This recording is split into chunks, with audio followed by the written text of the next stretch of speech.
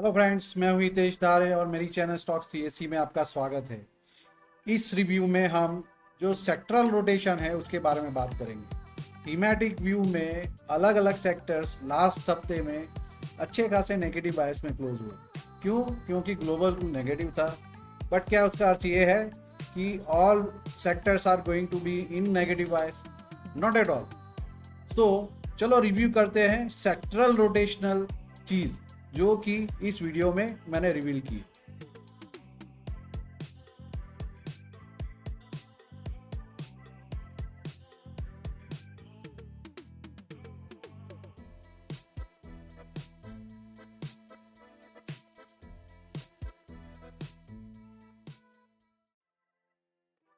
तो last week में हमने जो सेक्टर एनालिसिस किया था उसमें जो आउट परफॉर्मिंग सेक्टर्स के अल्फा मूविंग स्टॉक्स के बारे में हमने बात की थी। चलो देखते हैं मेरी चैनल पे कैसे वीडियोस थे, और आने वाले दिनों में अगर आपको ऐसे कंटेंट चाहिए तो मेरी चैनल को ज़रूर से सब्सक्राइब करें। मेरी चैनल पे स्टॉक्स 3SC पे आपको डेली वीकली बेसिस पे स्टॉक्स ऑफ द वीक और जो मैं वीडियो की बात कर रहा हूँ अल्फा मूविंग वाले वीडियो के, उसके रहते स्टॉक्स ऑफ द वीक और वीकली मार्केट ओवरव्यू के अलावा ये जो अल्फा मूविंग स्टॉक्स जैसे सिनारियोज है वो जो लास्ट हफ्ते में मैंने यहाँ पे बनाया था वीडियो, उसके बारे में भी इंफॉर्मेशन अवेलेबल है।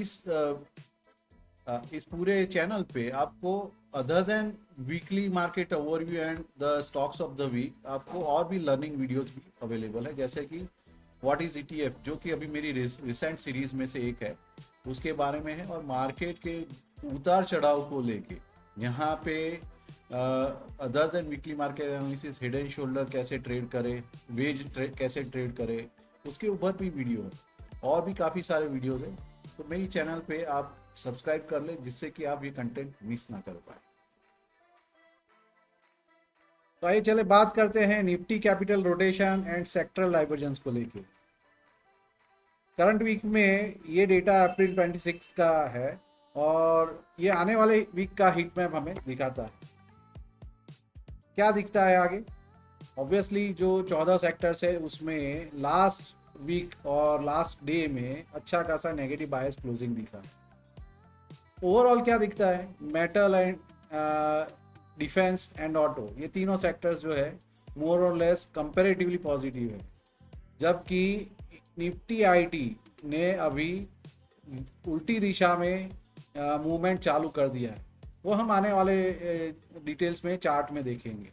तो मेजरली जो एक महीने के गेन में हमें अच्छे खासे मोमेंटम में दिखे थे, उसमें से कोई भी स्टॉक और कोई भी इंडाइस जो है वो वीकली बेसिस पे कहीं भी पॉजिटिव पे क्लोजिंग नहीं मिला। इसमें जो आउट परफॉर्मिंग सेक्टर्स उसमें मेटल और निफ्टी इंडेक्स, ये दोनों ही आउट परफॉर्मिंग सेक्टर्स है। ये अभी भी पॉजिटिव बायस में है और लॉन्ग टर्म का व्यू भी उसका पॉजिटिव है। रियल्टी एक ऐसा सेक्टर है जिसने एक हफ्ते के अंदर अच्छा खासा पॉजिटिव मोमेंटम दिया था, जो मंथली बेसिस पे हमें दिख रहा है कि 16% प्लस में क्लोजिंग दे रहा है, जो कि टर्न अराउंड सेक्टर हो सकता है। तो इनके सेक्टर्स के स्टॉक्स के ऊपर हमें ध्यान देना चाहिए। डिफेंस सेक्टर्स ने बीच में अच्छा खासा मिड वे कंसोलिडेशन व्यू लिया था, जो 6 महीने में अराउंड 9% का रिटर्न छोड़ रहा है। बट जब कभी हम रिसेंट पास की बात कर रहे हैं तो ऑलमोस्ट 19% रिटर्न के साथ वो भी एक्सेलरेशन मोड में काम कर रहा है, जबकि रियलिटी सेक्टर जो है वो वी शेप रिकवरी दिखा रहा है। Nifty IT on the contrary जो ऑल टाइम ईयरली लेवल पे -19% का रिटर्न जो दिखा रहा है, तो करंट स्टेट में भी लास्ट वीक में -10% के क्लोजिंग के साथ क्लोज हुआ था। 3 मंथली -25% और 6 मंथली -20% के रिटर्न के साथ वो ऑल टाइम लो के आसपास जा रहा है। दैट मीन्स ये सेक्टर आने वाले दिनों में नेगेटिव बायस में क्लोज दिखते। तो कंक्लूसिव स्टेट में करंट पोस्चर क्या दिखता है? मेटल एज यूजुअल स्ट्रॉन्गेस्ट है among the consolidation partners. Defence जो है बुल रन को सस्टेन कर रहा है। हमें पता है डिफेंस क्यों सस्टेन कर रहा है, क्योंकि ग्लोबल को जो वॉर के करस्पॉन्डिंग चल रहा है, उसके रहते डिफेंस सेक्टर के स्टॉक्स को अच्छा खासा बूस्ट मिल रहा है। जो इमर्जिंग सेक्टर है वो है रियल्टी, एंड जो लैगिंग सेक्टर है वो है आईटी। इन सभी सेक्टर्स की डिटेल्स हम चार्ट पे देखेंगे। अब बात करते हैं मेटल इंडेक्स की। मेटल इंडेक्स में वीकली चार्ट पे अच्छा खासा 60 के ऊपर बाउंस बैक मिला है, और उसने ऑल टाइम हाई ब्रेकआउट करने के बाद लास्ट वीक में एक दोजी जनरेट किया। तो अभी ये जो पहले रेजिस्टेंस था अभी सपोर्ट के तौर पर काम करेगा। डेली बेस पे कुछ इस प्रकार दिख रहा है, अभी भी वो 60 के ऊपर है।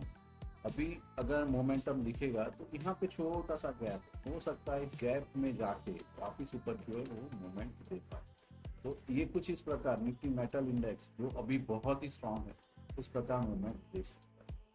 तो ये प्रोबेबिलिटी नकारी नहीं जा सकती, क्योंकि मार्केट ऐसे जिगजैग पैटर्न में ही ब्रीथ करता है, तो ये एक्सपेक्टेड मूव है after a steep up trend. बात करते हैं Nifty India defence. India defence ने अच्छा खासा एक ब्रेकआउट कैंडल दिया है। ये जो वीकली चार्ट है निफ्टी इंडिया डिफेंस का, उसमें अगर जूम करते हैं तो ये जोन के ऊपर एक अच्छा खासा ब्रेकआउट कैंडल के बाद एक दो जी जनरेट, दो जी भी उस जगह जनरेट हुआ है जहाँ पे ऑल टाइम हाई का क्लटर है।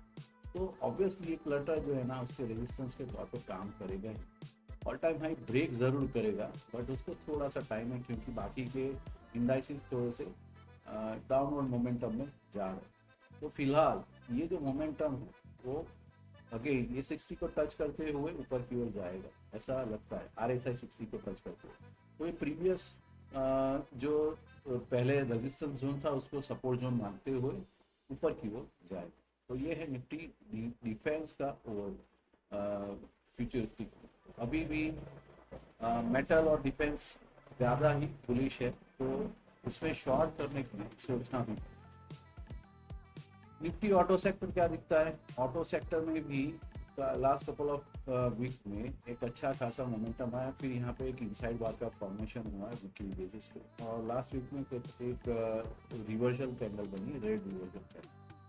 डेली टाइम फ्रेम पे कुछ ये कैंडल अराउंड 60 के आसपास रिवर्सल होते हुए दिखे। ये अगर सपोर्ट लेगा तो इस गैप के ऊपर सपोर्ट देगा, या तो फिर इस गैप को फिल करने के लिए ऑल द वे नीचे की ओर डायरेक्शन में मूव करता है।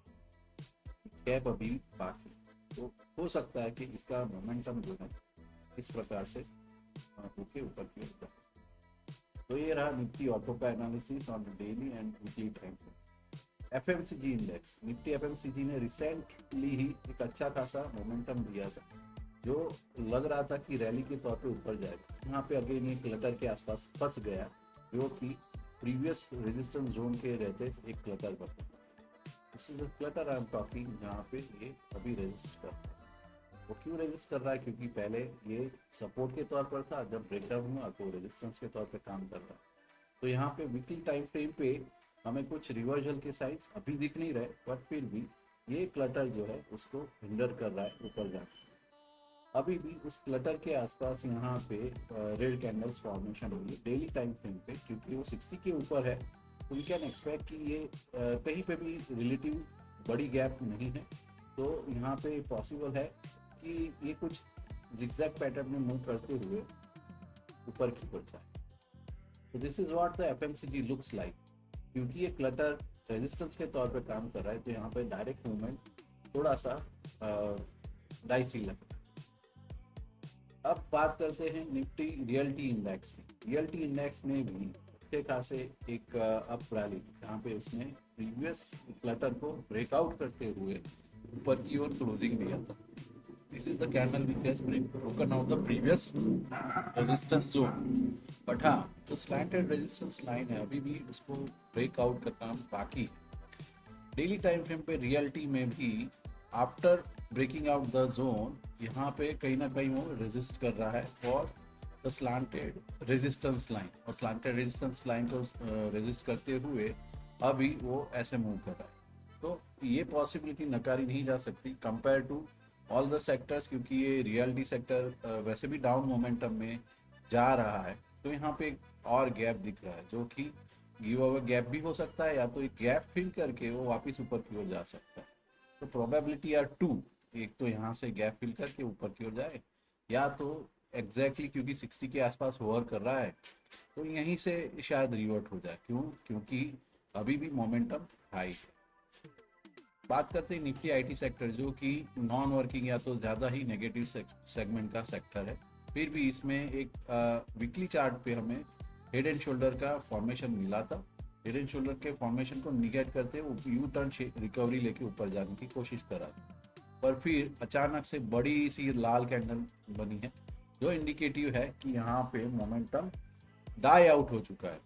एक बात और सोचे कि ये जो लाल कैंडल बनी है हमारा जो टाइप की कुछ बनी है, और उसने आगे जो मोमेंटम आया था लगभग 5 वीक से जो प्लस मूवमेंट दिख रही थी उसको एक ही झटके में, एक ही वीक में निगेट करके, that is showing the down momentum. तो ये प्रोबेबिलिटी तो अभी रिमोट बन गई है, और डाउनवर्ड ट्रेजेक्ट्री में हमारा जो हेड एंड शोल्डर का टारगेट है वो ओपन हो चुका है।